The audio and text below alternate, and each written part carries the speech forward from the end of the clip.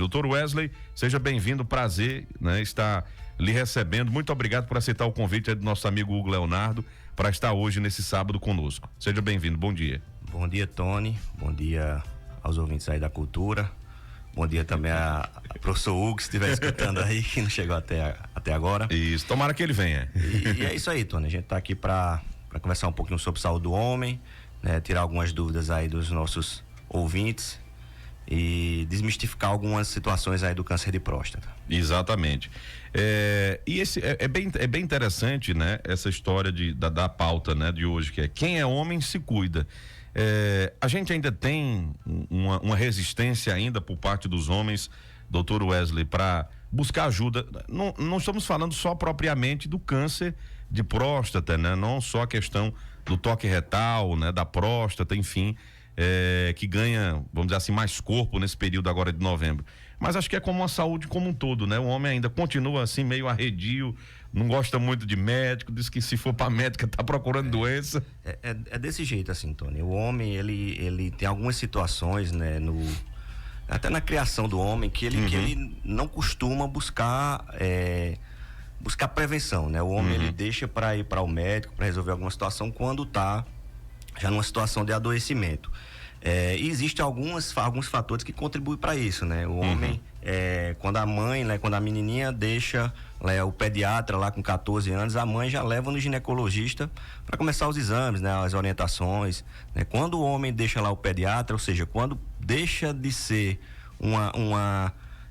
deixa os cuidados da mãe, né, que deixa aos cuidados do próprio cidadão lá, do próprio homem, ele acaba desleixando e ele só vai ao médico quando precisa de algum socorro. Não se cuida mais. E aí tem várias situações para isso, né? O preconceito, né? O desleixo, alguma coisa que a gente chama da síndrome do Superman, que eu vejo muito na mulher, mas no homem também tem, né? Que é você se preocupar muito com o outro e não cuidar da sua própria saúde. Então tem várias situações que o homem não faz com que o homem procure o serviço antes de um adoecimento. Isso é bem interessante, né? E essa história do homem nunca adoecer, né? O homem, e a gente ainda tem um agravante, porque nós vivemos numa região aonde o homem realmente é criado com aquela cultura, né, de que o homem não adoece, o homem não chora, o homem não sente dor, o homem é um robô, agora, né? Aqui. Agora, Tony, é engraçado que para outras situações isso vem perdendo força, né? O homem não é mais como é criado como era antigamente. Você sabe disso, nós sabemos disso, que a criação mudou muito, mas essa questão do preconceito de buscar saúde não muda, cara. É incrível. Tudo muda, menos isso aí. Menos isso, né? Então é complicado. E para vocês terem uma ideia, os homens, eles vivem, né, 7 anos em média a menos que as mulheres. 7 anos. E aí é muito tempo, né? 7 anos, quase uma década. Você perder por conta disso, por conta da falta de cuidado com a saúde. O homem é mais imprudente no trânsito, é mais imprudente com a questão da violência, né? Das brigas e também com a questão de cuidado da saúde. Então, por isso que nós pagamos esse preço aí de fazer isso a vida toda e vivemos, né, 7 anos menos que as mulheres. É muita coisa. Indo para essa questão do câncer de próstata, como é que anda a incidência, doutor Wesley, hoje no nosso país, na nossa região? O que é que o senhor tem observado em relação a dados, né? Tem acometido realmente muitos homens? Já existe uma faixa etária que preocupa mais? Perfeito, Tony.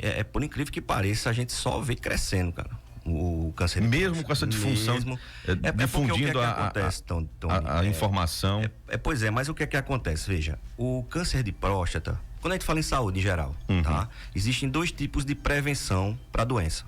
Existe a prevenção primária e a prevenção secundária. O que seria a prevenção primária? É você evitar uma determinada coisa, um determinado alimento, um determinado estilo de vida, e isso que você vai fazer vai impedir que você tenha o câncer ou diminuir drasticamente. Por exemplo, a prevenção primária para o infarto é você evitar tabagismo, fazer exercício físico, se alimentar bem. Isso é prevenção primária. Se fazendo isso, você evita um infarto, tá? A prevenção secundária é você descobrir uma doença no início, quando você vai tratar e vai ter uma cura. Então, falando de câncer de próstata, a gente não existe nenhuma prevenção primária. Ou seja, não tem nada que você possa fazer para evitar que você tenha o câncer. Se você tiver que ter, terá. Porém, existe a prevenção secundária, que é você descobrir no início e tratar. Então, mesmo com essa difusão de informação, de tudo, a gente não tem o que fazer para evitar o câncer de próstata, para você não ter, né? Você tem como evitar as sequelas, o problema que você iria ter se tivesse uma doença avançada. Entendi. Então, você só tem como fazer a prevenção secundária. Por isso é que sempre aumenta, cara. Quanto mais informação tiver, mais a gente vai diagnosticar. E felizmente, né? Porque quando a gente diagnostica no início, a gente consegue curar. Então é isso, não tem prevenção primária. O pessoal pensa que ir lá fazer o toque, por exemplo, se a gente fizer o toque, a gente vai evitar que ele tenha a doença. Mas não é assim. O toque é pra gente descobrir no início, tratar, e o camarada vai ficar curado em 90%, 100% das vezes, quando a gente descobre no início. Então, é até importante até colocar que existe a cura, né? Para o câncer câncer de próstata, mas desde que, como a orientação que o Dr. Wesley está passando, é de que o homem, ele tem o costume, né, de ir, né, regularmente ao urologista, que é o médico do homem. É importante, né? Como o doutor colocou, da mesma maneira que a menina, né, que se torna mulher, a médica dela vai se tornar a ginecologista, o homem tem o urologista, mas ele tem que buscar ajuda, né? Infelizmente, quando um homem vai buscar, às vezes o problema já está instalado, já está num estágio avançado e fica muito difícil, né, de tratar, né? Importante, Tony, é colocar que a ginecologista é a médica da mulher, a gente sabe. Mas muita gente não sabe que o urologista é o médico do homem. Então a gente não só trata câncer de próstata. Só existe câncer de próstata no homem. Existem várias outras situações, né? O paciente, né? O homem começou a ser adolescente, começou a ter relação sexual. A gente tem que orientar, tem que tratar as doenças sexualmente transmissíveis. Muitas dessas doenças sexualmente transmissíveis são graves. Né? HPV, por exemplo, pode levar um câncer de pênis.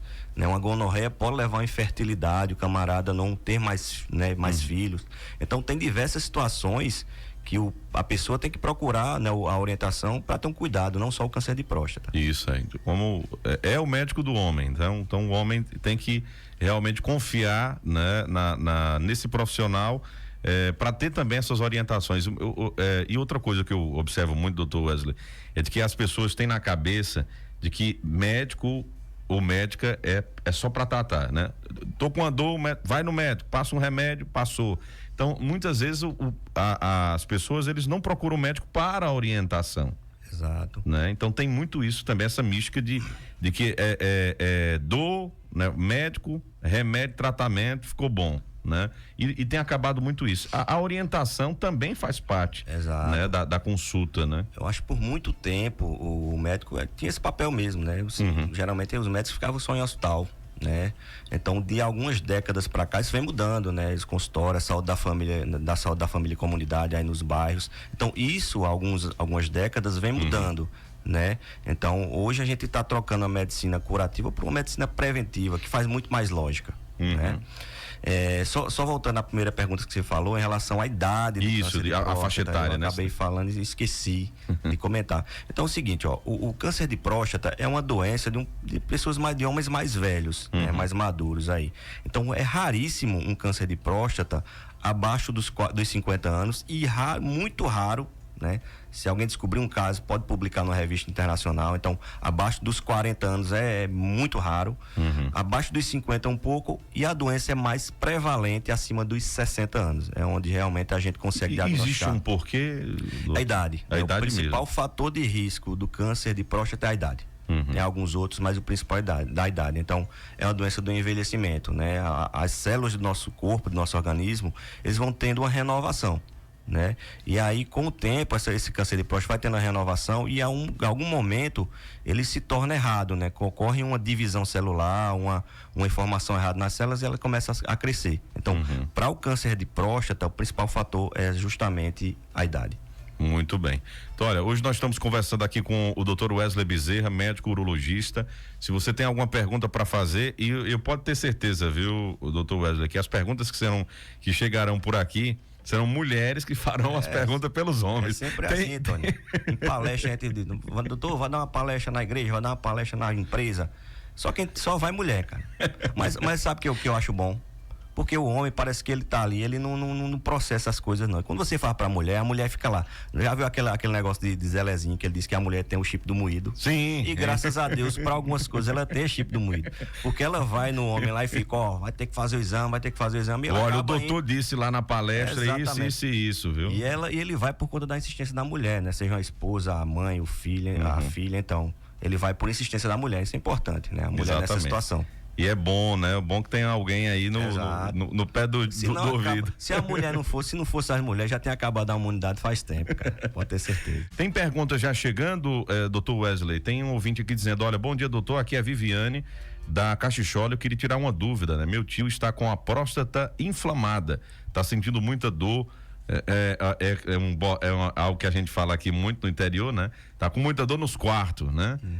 Indo pro tórax muito forte. Não sei se faz parte desse problema ou é de outro, né? É isso que ela tá querendo saber, né? Se a próstata inflamada, ela causa esses problemas. Bom dia, Viviane. Uma coisa que a gente tem que entender, Tony, é que a próstata, ela tem basicamente 3 doenças, tá? Tem o crescimento benigno, que é a HPB, que a próstata vai crescendo, né? Como a uretra, que é o canal que a gente urina, passa no meio da próstata, esse crescimento vai obstruir essa uretra e a gente vai ter dificuldade de urinar. Então, esse é o que dá mais sintoma, é o crescimento benigno. A outra situação seria a prostatite aguda, que é justamente a inflamação propriamente dita da próstata, né? Ela inflama, como qualquer outro órgão vai inflamar, e aí vai causar febre, muita dor a urinar, dor no reto, né? Mas ela não tem uma característica de subir pro tórax, né? Geralmente uma doença que sobe pro tórax, a gente tem que investigar outra situação, né? A prostatite aguda vai dar muita febre, muita dor para urinar, dor na região retal, né? Ali entre o testículo e o ânus, mas no tórax não, tá? E a terceira doença é o câncer de próstata que a gente tá abordando aqui, mas pela situação que a Viviane trouxe aí, não parece ser, né? Mas é bom procurar uma ajuda, né? Exato. Ou então ele tem 2 situações, tem a prostatite, que ela disse que tem dor para urinar, né? Muita dor nos quartos, né? E a dor no tórax, ele pode ter 2 situações, então tem que procurar ajuda, né? Exatamente. Doutor Wesley, tem uma pergunta aqui, né? E parece que adivinhou muito com o que a gente estava conversando aqui em off. Que muitas vezes as pessoas acabam indo pro urologista com casos de hemorroida, né? O urologista não cuida de hemorroida, né? Exatamente. Tem uma pergunta aqui sobre isso, né? Veja aí quem é que tá fazendo a pergunta. O ouvinte disse o seguinte: olha, meu esposo sofre de hemorroidas. Esses dias apareceu um carocinho no ânus dele, foi ao postinho, o médico falou que era hemorroida e que era caso cirúrgico, né? Pergunta pro doutor Wes se toda hemorroida que tem que operar. Ele faltou. Ele faltou que não dói. Tá dizendo aqui, ele falou que não dói, não sangra, né? Só que o carocinho tá ali.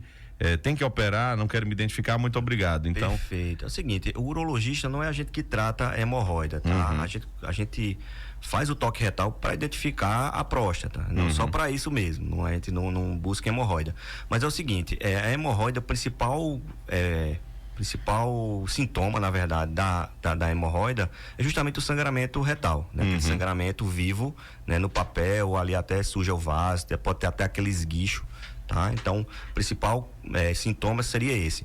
E pode ter alguns outros sintomas, né? Quando a hemorroida ela inflama, pode sentir dor ao evacuar, toda essa situação.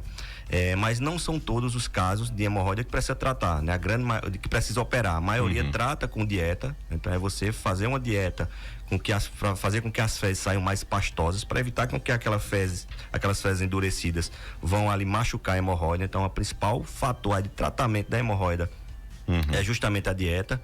Em algumas situações, como sangramento excessivo, né? Essa hemorroida que sai, né, para fora do ânus, né, que é um prolapso de hemorroida, isso aí geralmente precisa operar, né? Geralmente são cirurgias mais simples, cirurgias com laser ou cirurgia com ligadura elástica, mas quem trata isso aí são os proctologistas. Tá? Exatamente. E até, o doutor Wesley até me recomendou um profissional para que a gente possa falar desse assunto, que é uma das causas também de câncer, exatamente, né? A segunda causa de câncer, a terceira, na verdade, a primeira é pele, no homem, a segunda é próstata e o terceiro caso é câncer de cólon retal, câncer coloretal. Né? Então é um assunto muito importante para você abordar. Isso, vou até pegar o contato e vamos conversar com esse profissional para que ele venha e dar orientações. E que a hemorroida, muitas vezes as pessoas não sabem, é uma veia, né? Que chama, veia hemorróica, né? Na verdade, assim, uma veiazinha. Hemorroida não é uma doença. Hemorroida é uma veia, são veias, na verdade, é um plexo venoso da região anal, a hemorroida. O que o nome da doença é doença hemorroidária. Então, mas hemorroida é uma coisa normal, que todo mundo tem. Agora, a doença hemorroidária não, é quando essa veia, com esse plexo venoso, dilata, né? Ou começa a sangrar. Muito bem, só para explicar, né? Para ficar bem, vamos dizer, explicado nos mínimos detalhes.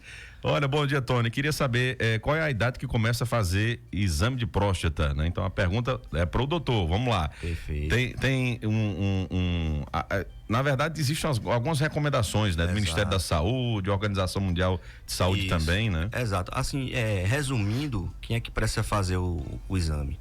Né? Aquele homem acima de 50 anos, todos os homens acima de 50 anos, o ideal é que procure o urologista. Não necessariamente vai ser feito todos os exames, mas é bom ele procurar orientação para ver se precisa ou não fazer os exames, a depender do seu risco, né? Então, todos os homens acima de 50. E homens acima de 45 com fatores de risco. E aí, quais seriam os fatores de risco? Pessoas que são da raça negra, com fator de risco, obesos e aqueles que têm casos na família também. Então, quem não tem caso acima de 50, quem tem caso na família acima de 45, pessoal já da raça começa negra a fazer o rastreio, e obeso. Né? Muito bem. Tem aqui mais outras perguntas, né? De mais cedo aqui. Deixa eu ver aqui, tem alguma. Pronto, tem aqui. Olha, bom dia, Tony, doutor Wesley, é muito importante o tema de hoje, né? Como sempre, né? Esse é ótimo profissional. Já me operou de cálculo e também de nefrectomia. Eita. Né? Tá dizendo, me coloca no sorteio, né? Mande um alô aí pro pessoal do Jatobá, e Josi, Érica e Maiara, né? A Josi Melo do São Cristóvão. Para quem também não sabe, né? O urologista também atende mulher, né? Nesses casos de exatamente. De cálculos renais e tudo mais. O urologista, ele é o médico também, né? Como eu falou que é o médico do homem, mas ele também é o médico que cuida do sistema geniturinário. Então, quem tem bexiga, rim, é com a gente também. Muito bem, então a gente agradece. Tem outro ouvinte que diz o seguinte: isso aqui foi a da hemorroida, já foi. Tinha uma pergunta aqui que falava de PSA. Deixa eu ver se eu encontro aqui a pergunta, né? Da ouvinte. Tem outra aqui dizendo o seguinte: participando também do sorteio, tem uma pergunta: quando um homem urina sangue, significa que é problema de próstata? E se já é grave nesse caso? Perfeito. Então, a hematúria que a gente chama, que é o sangramento na urina, né? O sangue na urina, hematúria é o nome.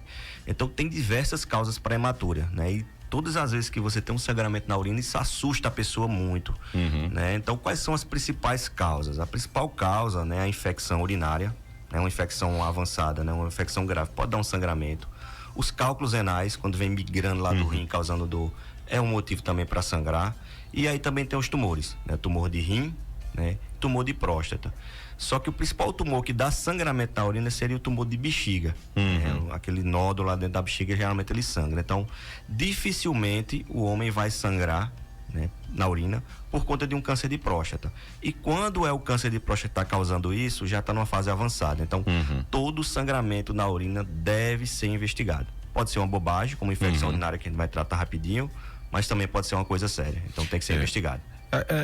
No frigir dos ovos, vamos dizer assim, na história, é o que a gente está colocando desde o início, que o doutor Wesley está colocando. O mais importante é que você tenha esse cuidado com sua saúde, né? Que vá sempre ao profissional, como nós falamos aqui, o urologista é o médico do homem, então não custa nada, não estou sentindo nada, mas vá lá, né? Chegou o período, né? Vá lá, vá conversando, vá contando um pouco do seu dia a dia, né? De como é suas relações sexuais, né? E vá conversando, porque já teve vários casos de pessoas que não estavam sentindo nada, mas foi fazendo exames de rotina e descobriram alguma doença, né? Por exemplo, Tony, o câncer de rim. O câncer de rim, ele tem uma incidência até razoável, e é um câncer muito mais agressivo do que o de próstata.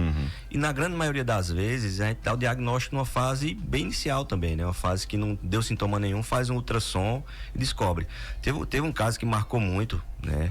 Que foi um paciente, ele tinha 27 anos na época, e aí ele novo, cara. E aí ele foi pro consultório porque ele tava sentindo uma dorzinha no testículo, uma dor boba no testículo. Ele disse que nem incomodava, mas aí a mulher dele e a mãe ficaram naquela, rapaz, uma dor no testículo, vai no médico, vai olhar. Ele chegou para mim, eu examinei o testículo dele, realmente nada. Né? Nem teria indicação de fazer ultrassom, mas eu tava, alguma coisa assim, dentro do meu juízo, como diz a história, falava assim, faz ultrassom nesse camarada aí. Aí eu coloquei ele deitado, na minha sala tem ultrassom. Quando eu passei o ultrassom no rim do cara, um tumor gigante no rim dele. Meu Deus do céu. Gigante. E aí, de pronto, a gente já pediu os exames confirmatórios, que é a tomografia, e já indicou cirurgia, o cara tá curado hoje. Então, Graças pra a você Deus, ver, né? ele foi pra mim com uma bobagem que nem iria, né? E a gente conseguiu descobrir um câncer que seria fatal em 2, 3 anos. Tá vendo aí? Então, por isso que é importante, gente. A orientação é essa, né? Buscar ajuda. A pergunta sobre PSA tá aqui, ó. O ouvinte foi uma primeira que fez a pergunta. Olha, eu queria saber do doutor o que ele acha do exame do PSA, né? É eficaz? Eu queria saber a opinião dele. Por favor, obrigado. É a Penha. Ela disse: olha, sempre interajo com vocês e estou fazendo minha pergunta. Muito obrigado. Obrigado pela pergunta, Penha. Com certeza, Penha. O PSA, ele mudou a história do câncer de próstata. Né? O PSA entrou aí no arsenal de exames lá por volta da década de 80. Antes disso aí, os cânceres de próstata, praticamente todos, eram diagnosticados numa fase já avançada, né? Quando a gente fazia o toque, eu não era médico na época, mas quando o médico fazia o toque, via aquela próstata endurecida, parecia uma pedra.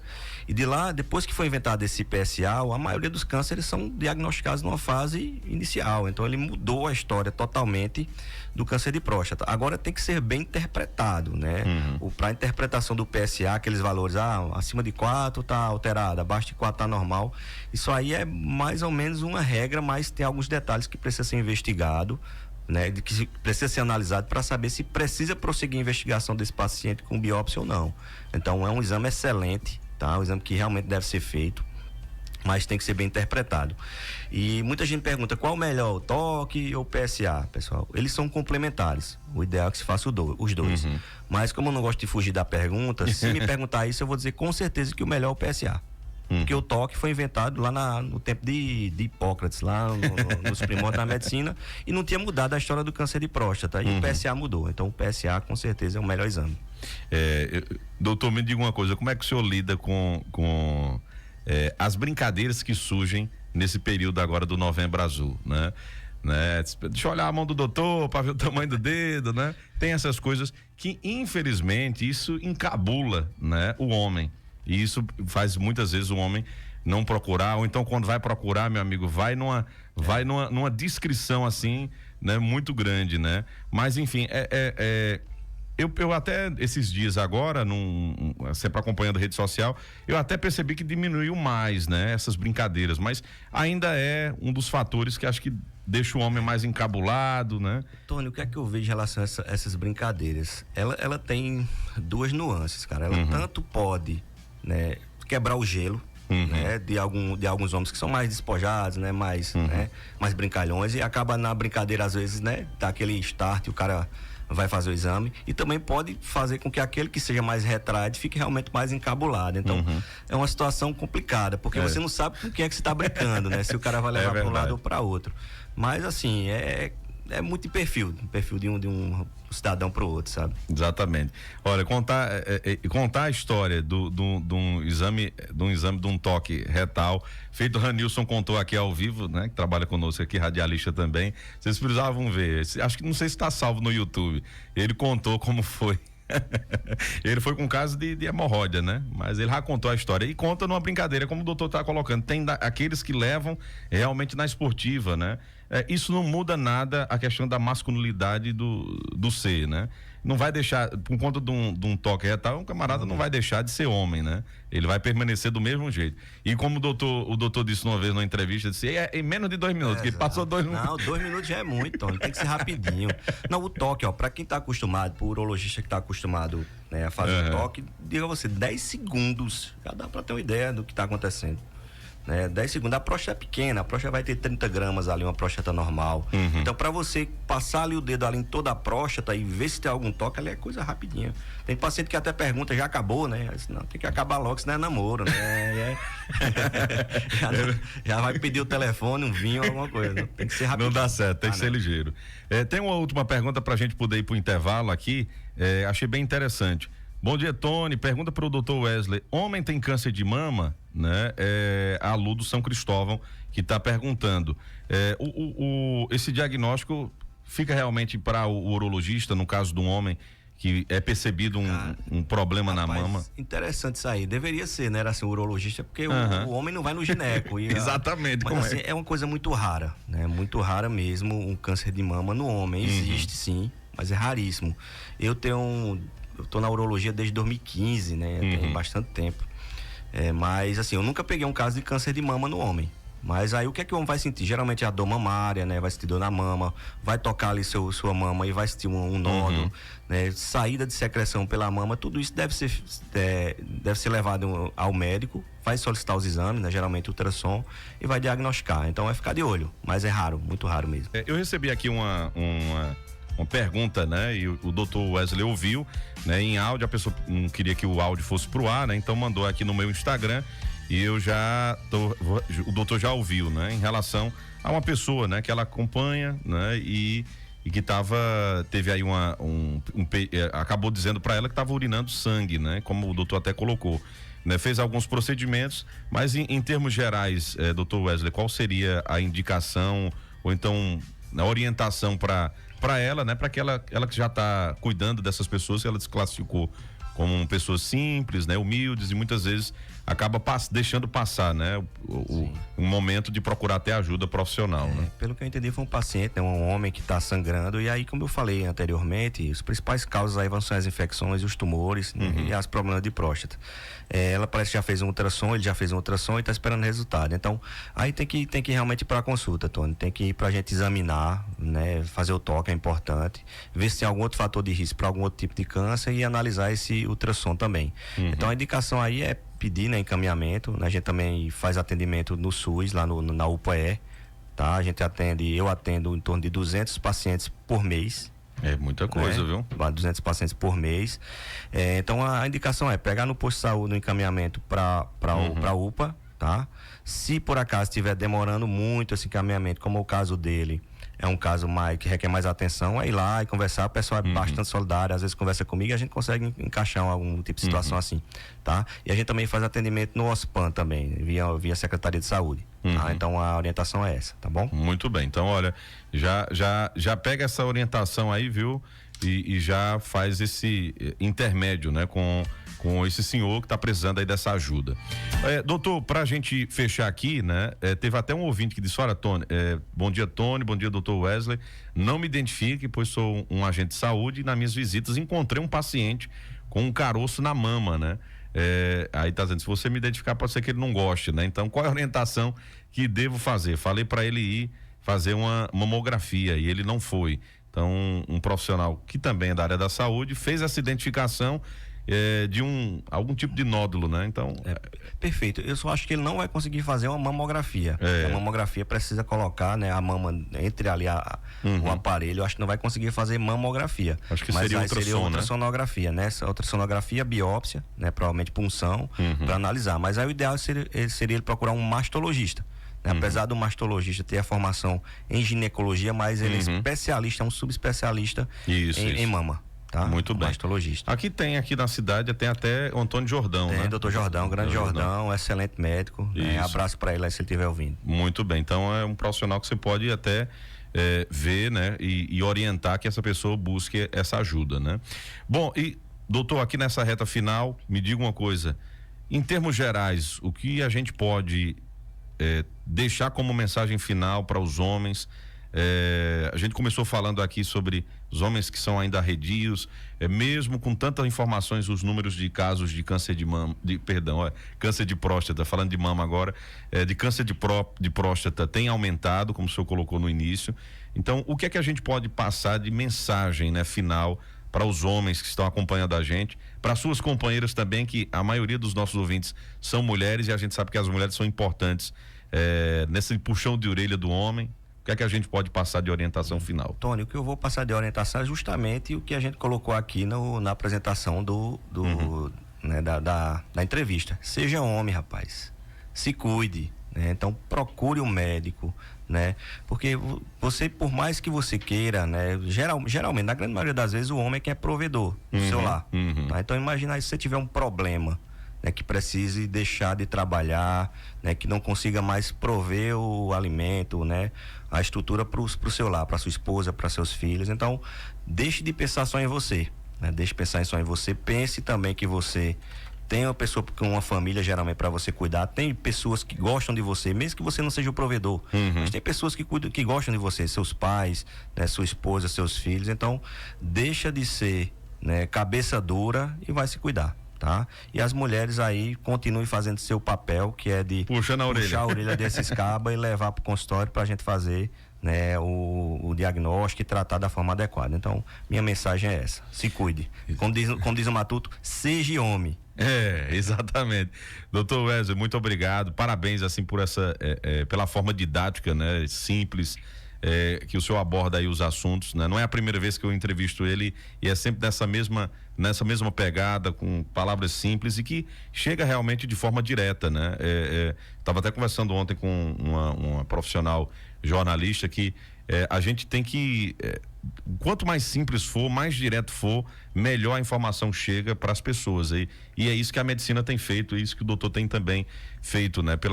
As entrevistas, e de forma simples é que chega realmente com aquela mensagem final, né, doutor? Não adianta a gente usar uma palavra que ninguém entende, nem eu entendo, às vezes fala só para parecer bonito e não chegar onde a gente quer, né? Então tem que falar da forma que todo mundo entenda. Exatamente. Doutor Wesley, muito obrigado por ter vindo, né? É sempre bom recebê-lo aqui no nosso programa, trazendo orientações. Então, bom final de semana, muito obrigado, bom descanso aí, que eu sei que vida de médico é corrida, viu? Muito obrigado, e qualquer coisa eu estou à disposição sempre, Tony.